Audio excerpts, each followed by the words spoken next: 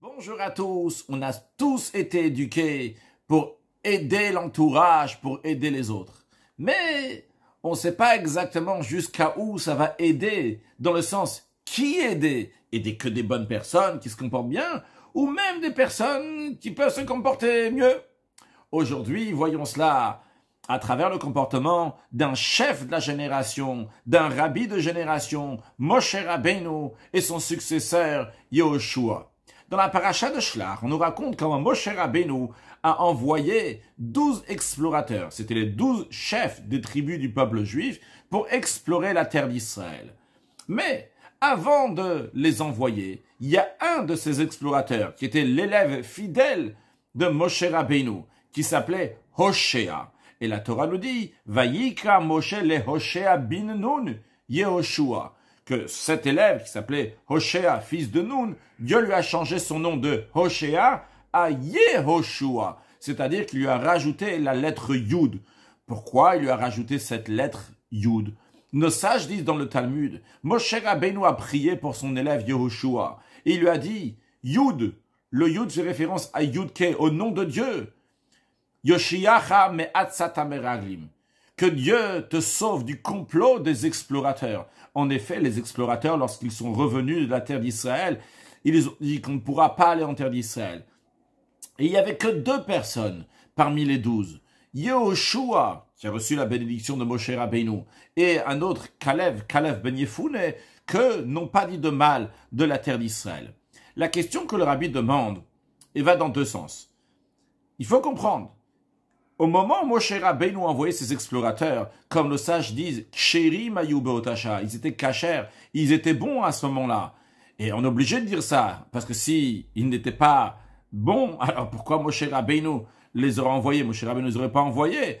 Tout dépendait de la volonté de Moshe, en effet. Dieu, il a dit à Moshe Rabbeinu, Shlach lecha, envoie pour toi, comme tu le comprends. Si tu comprends que c'est bien de les envoyer, envoie-les. Alors, dans ces cas-là, si tous les explorateurs étaient des bonnes personnes, pourquoi Moshe Rabbeinu avait besoin de faire une prière particulière pour son élève Yehoshua, de dire « Je t'appelle maintenant Yehoshua, plus Hoshea, pour que Dieu te sauve du complot des miracles des explorateurs ». Maintenant, d'un autre côté, si on va dire « Bon, Moshe Rabbeinu, il s'est quand même douté, au cas où quelque chose va arriver, bien qu'ils sont tous bons pour maintenant ». Dans ces cas-là, pourquoi il a prié seulement pour Yehoshua et pourquoi il n'a pas prié pour les 12 explorateurs, que tout se passe bien pour tous? Pour répondre à cela, le rabbi nous dit que lorsque quelqu'un dégringole, quelqu'un tombe de niveau, ça ne vient pas du jour au lendemain. La Gemara nous dit que l'art du Yetzer Hara, du mauvais penchant, ça se passe comme ça. Aujourd'hui, il lui dit, fais comme ça. Demain, il lui dit, fais comme si. Jusqu'à que finalement, le mauvais penchant lui dit, va faire l'idolâtrie.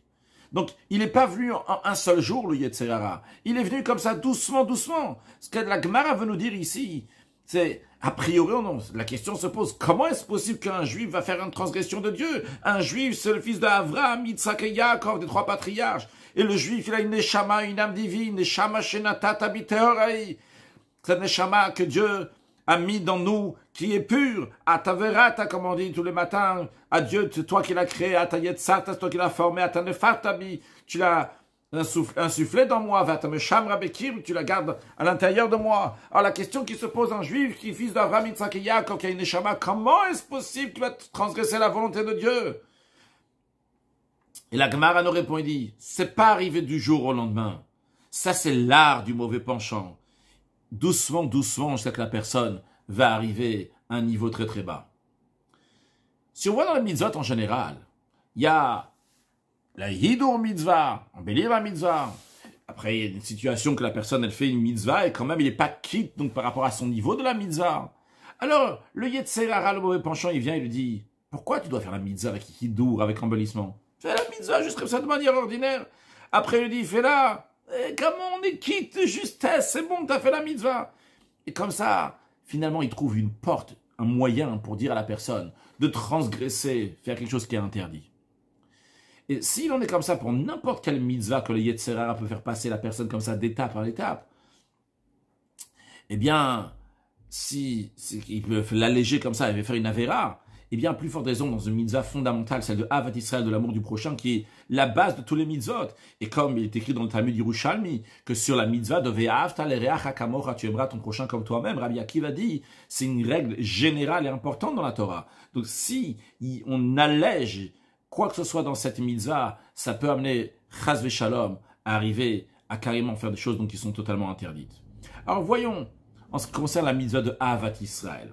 La Gemara raconte, il y a un non-juif qui s'est présenté chez Shammai, c'était un maître donc de la Mishnah, et il a dit, enseigne-moi toute la Torah sur un pied pour que je puisse me convertir d'une telle manière. Shammai, il a pris Amat Abinyan, donc un mètre pour mesurer, donc c'était des morceaux de bois, une ama, ça correspond à une coudée, donc c'était Amat Abinyan, donc c'était un morceau de bois avec lequel on mesurait des mesures pour quand on construisait. Et il a pris ce bâton-là, et il a repoussé avec ce bâton. Ce non-juif est parti voir Hillel, un autre maître de la Mishnah. Et il lui a dit, Hillel, enseigne-moi toute la Torah sur un pied. Hillel lui a dit, voilà, toute la Torah sur un pied, ce que tu détestes qu'on te fasse, ne fasse pas à ton ami, ne fais pas à ton ami. Ça, c'est toute la Torah. Le reste, c'est l'explication de cette mitzvah. Tout le reste de la Torah, c'est l'explication de cette mitzvah. Le rabbi demande une question. Si Hillel a dit ça, ça veut dire que c'est vrai. Si c'est vrai, pourquoi Shammai n'a pas dit la même chose? Le rabbi nous dit parce que chaque tzaddik, il a sa manière de servir Dieu. Il y a deux manières, de manière générale, comment servir Dieu chez les tzaddikim, chez les pieux. Il y a un comportement, un tzaddik qui est pour lui-même. Il s'occupe de lui-même. Ce qu'on appelle un tzaddik qui est dans le cave de Gvurot, des rigueurs. Donc, rigueur, c'est dans le sens, il va du bas vers le haut. Il s'élève, il va dans des mondes spirituels. Il se détache de la matière un maximum. Il n'a pas de lien avec la matière. Comme dans l'Écoute Torah, l'Admor Zaken explique que ces tzadikim-là, leur accomplissement des mitzvot peut même être fait des fois de manière spirituelle, comme Rabbi Shimon ben Yochai, lorsqu'il était dans la grotte. Il était dans la grotte, il ne pouvait pas faire le loulav, le hétrog, etc., toutes ces choses-là, tous ces mitzvot matériellement. Mais il les a tous spirituellement, parce que chez lui, il est dans un monde qui est spirituel. Il n'a pas de lien avec la matière, ou vraiment très peu le minimum. Mais ça, ce n'est pas quelque chose, une manière de servir Dieu qui est pour tout le monde. C'est pour des tzaddikim qui sont très particuliers, que même quand ils sont ici-bas dans ce monde-là, ils sont exactement comme ils sont là-haut. Mais par rapport au monde, le monde n'a pas d'existence pour eux. Il n'y a pas de monde. Ils sont ici, mais en vérité, ils sont encore là-haut. Comme par exemple, Rabbi Shimon ben Yochai, lui-même, il s'est exprimé. Il a dit, comment est-ce possible qu'un juif, il va labourer, il va semer, mais qu'est-ce qui se passe avec l'étude de la Torah? Il faut étudier la Torah. Mais la Gemara, elle dit qu'il y en a beaucoup qui ont essayé de faire comme Rabbi Shimon ben Yochai, et ça n'a pas marché. Parce que le comportement de Rabbi Shimon ben Yochai, il est bien pour lui, mais il n'est pas pour le monde entier. La même chose aussi si on revient à Shammai. Shammai, et Beth Shammai, donc toute sa yeshiva, sa manière de voir les choses, c'est la gvurot, c'est la rigueur, c'est monter de niveau. Chaque chose est très très mesurée. D'ailleurs, le mot Shammai lui-même vient du langage Hashamochotav, celui qui évalue ses voies, ses chemins, ses comportements. Il est toujours en train d'évaluer les choses. Ici, les choses sont bien mesurées, il n'y a pas de flexibilité. Il y a ici donc des choses qui sont mesurées, très strictes, la rigueur. Alors, pour eux-mêmes, pour Shammai, pour Beth Shammai, c'est un bon chemin, c'est une bonne manière de servir Dieu, mais pas pour tout le monde. Et c'est d'ailleurs la raison pour laquelle il y a beaucoup de désaccords entre la yeshiva de Shammai et celle de Hillel, entre Beth Shammai et Beth Hillel, mais la loi, elle n'est pas tranchée comme Beth Shammai. Parce que Beth Shammai, c'est un bon comportement pour eux-mêmes, mais pas pour le monde. Encore plus que ça, pas seulement que la loi n'est pas tranchée comme Beth Shammai, mais nos sages disent que Beth Shammai, comme Beth Hillel, est la Mishnah, que c'est pas considéré du tout comme un enseignement, ou qu'on va dire on va être un peu plus rigoureux, on va faire comme Beth Shammai. Non, pas du tout, ce n'est pas lié avec le monde, et la loi n'est pas tranchée comme eux. Et si on va dans cet esprit-là, on peut comprendre comment Shammai, lorsqu'il a un non-juif qui vient et qui se présente et il dit « Je veux me convertir sur un pied, et enseigne-moi toute la Torah sur un pied ». Par rapport à Shammai, Shammai qui est la gvura, qui est la rigueur, il n'y a pas lieu à cela. Qu'est-ce qu'il a fait? Il a repoussé. Et la Gemara ne dit pas juste qu'il a repoussé. Elle nous dit avec quoi il a repoussé. Avec Amata Binyan. C'est quoi une Amata Binyan, cette mesure de construction? Donc ce mètre-là, ça veut dire c'est mesuré. Justement, la construction de Shammai, la construction, le Binyan de Shammai, il est avec une Ama, il est Bimdida Vehagbala, il est avec des limites bien précises. C'est comme ça et pas autrement. Donc il n'y a pas lieu pour quelqu'un qui veut sur un pied toute la Torah. Chaque chose a son importance, chaque chose a son détail, etc. Par contre, quand il vient chez Hillel, Hillel c'est quoi? C'est pas le fait de se monter vers le haut, de se séparer de tout le monde et dire c'est exactement comme ça et pas autrement. Hillel, lui, c'est un langage de Behilo Nero, que sa lumière éclaire, que sa lumière se répand. C'est l'idée de Hamshacha, d'amener du haut vers le bas, de répandre, d'influencer aussi l'entourage. Alors il a trouvé une place même pour quelqu'un qui n'est pas exactement comme lui. Et il lui a dit, voilà, sache que par Avat Israël, par l'amour du prochain, eh bien on mérite toute la Torah. Donc qu'est-ce qu'on a vu? On a vu qu'il y a deux catégories de tzadikim. Certains qui se séparent totalement, c'est des tzadikim pour eux. Il y a certains qui sont des tzadikim qui influencent le monde. Nous voyons qu'est-ce que c'était Moshe Rabbeinu et comment doit se comporter un chef de la génération. Quelle sorte de tzadik il doit y être. Mais pour cela, le Rabbi nous introduit ce qui est dit dans le Zohar. Le Zohar nous parle de trois tzadikim, de trois pieux. Chacun d'eux, il a vécu dans une génération qui n'était pas comme ça devait être. Ils sont mal comportés. Noach, Abraham et Moshe. Dans la génération de Noach, il y avait le Maboul. Noach, qu'est-ce qu'il a fait? Il a prié pour lui, il a prié pour sa famille. En ce qui concerne donc les autres gens de la génération, il n'a pas pensé à eux du tout. Si les gens venaient lui demander « Pourquoi tu es en train de construire cette arche ?» Alors il disait « Tu sais, Akadosh Baruch Hu, Dieu il va amener un déluge au monde. » Et même, il les a réprimandés aussi, il leur a donné du moussard. Mais il n'est pas parti les voir. Et le Zohar s'exprime sur Noach de manière très dure. Il ne dit pas des bonnes choses sur Noach. Le deuxième, c'était Abraham. Abraham n'a pas attendu qu'on vienne chez lui, non. La Torah nous raconte que Vayikacham Beshem Havai et Kelolam, que Abraham, il est parti pour diffuser le nom de Dieu dans le monde. Il est parti chez tout le monde et il a diffusé Dieu dans le monde. Mais quand même, Abraham, finalement, il s'occupait des tzadikim, des pieux. Il faisait des gens qui vont devenir des tzadikim. Mais pour des gens qui n'étaient pas tzadikim, qui n'étaient pas pieux, Abraham n'a pas prié. On voit lorsqu'il y a eu le décret de Sodome, que Dieu a voulu détruire la ville de Sodome. Abraham est parti demander à Dieu, il a dit pourquoi tu vas la détruire? Peut-être il y a des tzadikim dans la ville. Et quand il a discuté, dialogué avec Dieu, et Dieu lui a dit qu'il n'y a même pas 10 tzadikim dans la ville, il n'y a pas 10 pieux. Alors, Abraham, Shavlim, comme Abraham il est reparti à sa place, il n'a pas argumenté avec Dieu. Ok, c'est pas des tzadikim, on met de côté. Par contre, Moshe Rabbeinu, Raya Memna, le berger fidèle, lui, Moshe Rabbeinu, son comportement était différent. Lorsque le peuple juif a fauté, Moshe Rabbeinu a exigé de Dieu de pardonner à tout le peuple juif, même aux Rechaï, même aux mécréants. Et pas seulement qu'il ne s'est pas comporté comme Noach, que Noach il a prié seulement pour lui-même, et Moshe Rabbeinu ne s'est pas comporté comme ça. Mais Moshe Rabbeinu, il a dit que je se met totalement de côté, il s'efface. Veim Aïn, il a dit Dieu, si tu vas pas pardonner le peuple juif, efface-moi du livre que tu as écrit. Donc Moshe Rabbeinu, il s'est mis en danger. Il s'est donné entièrement pour le bien du peuple juif. Bien que dans la logique, dans le rationnel, dans le Tavadat, il n'y a pas lieu de prier sur des fauteurs du veau d'or. Intentionnellement, ils l'ont fait exprès. Quand même, Moshe Rabbeinu, qui est un berger fidèle, il a mis toute sa volonté. Il s'est donné de manière irrationnelle pour eux aussi.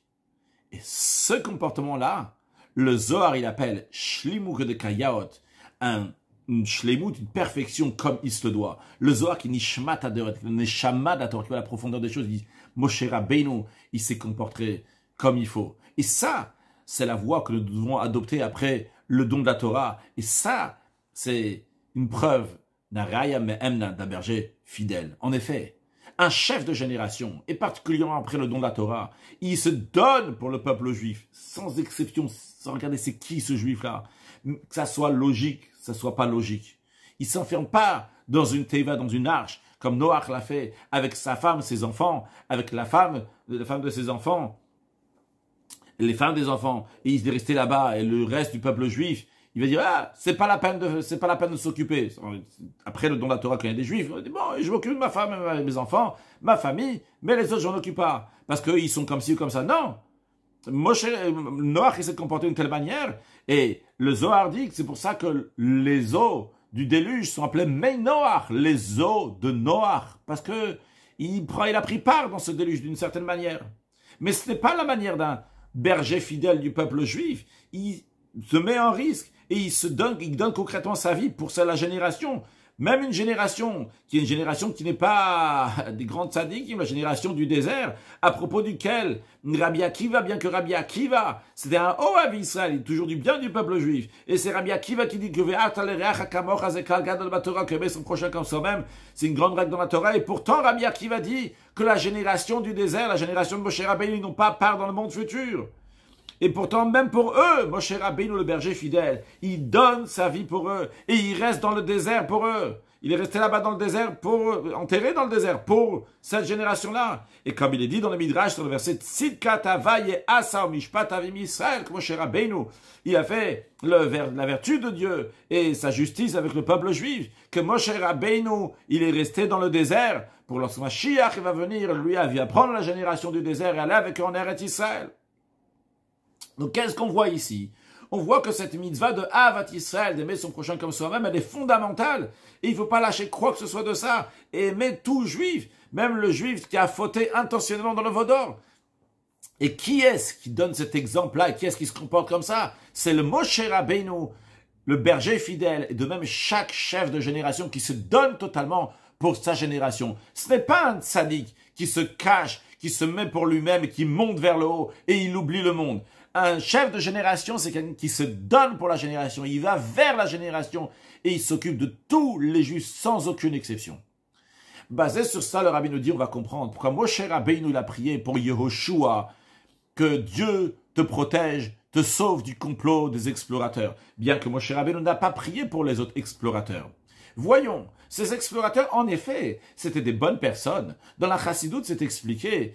Quelle est la raison que les explorateurs n'ont pas voulu rentrer en terre d'Israël? C'est parce qu'ils ne voulaient pas avoir affaire avec le matériel de ce monde. Lorsqu'ils étaient dans le désert, ils n'avaient pas affaire avec le matériel. Le peuple juif mangeait le pain céleste, donc la manne. Ils buvaient donc de l'eau du puits de Myriam. Ils avaient même leurs vêtements qui étaient nettoyés et repassés par les nuages de gloire. Donc les miracles, les explorateurs ne voulaient pas sortir de cette bulle du désert et de rentrer en terre d'Israël, dans laquelle on va devoir labourer, semer pour avoir à manger et avoir à faire donc avec tout ce travail donc lié avec la terre. Alors Rabbi nous dit, les meraglim, c'était des bons juifs. Les meraglim, pour eux-mêmes, ces explorateurs, c'était sûrement très très bien de se comporter dans l'esprit de Shammai, de se comporter comme ces tzadikim-là qui sont déconnectés du monde. Et ça existe de tels tzadikim que leur comportement, c'est ce qu'on appelle le kav agvur, donc des rigueurs, qui va du bas vers le haut. Mais quand il s'agit d'un berger du peuple juif, qui va diriger le peuple juif, pour faire la dira betartonim, faire la demeure à Dieu ici-bas, pour cela, il y a besoin d'une soumission totale et se donner et se rabaisser pour les problèmes de la génération. Pour trouver des solutions pour les gens de la génération, il faut aller dans le tarton, dans le bas, et aller jusqu'au niveau le plus bas, même un juif qui a fait le vaudor. Et c'est la raison pour laquelle que quelqu'un qui est tout à fait soumis à Moshe Rabbeinu, qui est soumis au chef de la génération, lui, comme Kalev, il a écrit « Ruach acheret hayta imo », il avait un autre esprit avec lui. Cet esprit-là, c'est l'esprit donc d'annulation au Moshe Rabbeinu. En effet, Vayas Kalev et Ha'am el Moshe. Kalev, il a fait taire tout le monde. Quand ils sont revenus après les explorateurs, ils ont dit du mal, les 10 de la terre d'Israël. Kalev a fait taire tout le monde pour Moshe. Il a fait le peuple pour Moshe. Qu'est-ce que ça veut dire pour Moshe? Ça veut dire que Moshe, il représente Venachnuma. Moshe Rabbeinu, c'est le bitul, c'est la mission totale à Dieu. Et Kalev, lui, il était soumis à Moshe Rabbeinu. Vu qu'il était soumis à Moshe Rabbeinu, il est parti dans l'esprit de Moshe Rabbeinu, qu'il faut s'occuper du peuple juif, non pas s'enfermer nous dans le désert, penser à nous-mêmes, qu'est-ce que nous allons avoir, mais qu'est-ce que le peuple il a besoin. La dira betarton, il la demeure à Dieu ici-bas. Maintenant, pourquoi Moshe Rabbeinu a pris spécialement pour Yoshua? Moshe Rabbeinu n'a pas pris pour le Meraglim.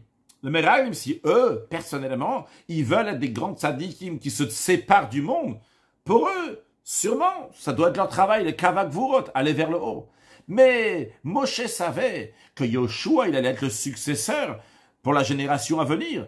En effet, à la fin de Parashat Be'alot, on nous dit comment Eldad ou Meidad mitnabim b'machane, comment il y avait 2 prophètes qui étaient dans le camp du peuple juif et ils prophétisaient. Qu'est-ce qu'ils prophétisaient? Ils disaient que Moshe Rabbeinu va mourir, que Yoshua, c'est lui qui va faire entrer le peuple juif en terre d'Israël. Alors Moshe Rabbeinu, sachant que son élève, Hoshea, qui s'appelait Hoshea, Et donc il a appelé Yoshua, c'est lui qui va être le successeur, faire rentrer le peuple juif en terre d'Israël. Donc Yoshua va être le chef de la génération à venir. Il lui a dit, le comportement de Meraglim n'est pas pour toi. Toi, tu es différent. Toi, tu es un futur chef de génération. Tu dois t'occuper des gens de la génération. Donc, que Dieu te sauve de leur complot, de leur comportement, qui peut être un bon comportement pour eux, mais non pas pour toi. Donc, bien, ça répond à la question qu'on a dit au début. Ksherimayu, ils étaient tous kasher.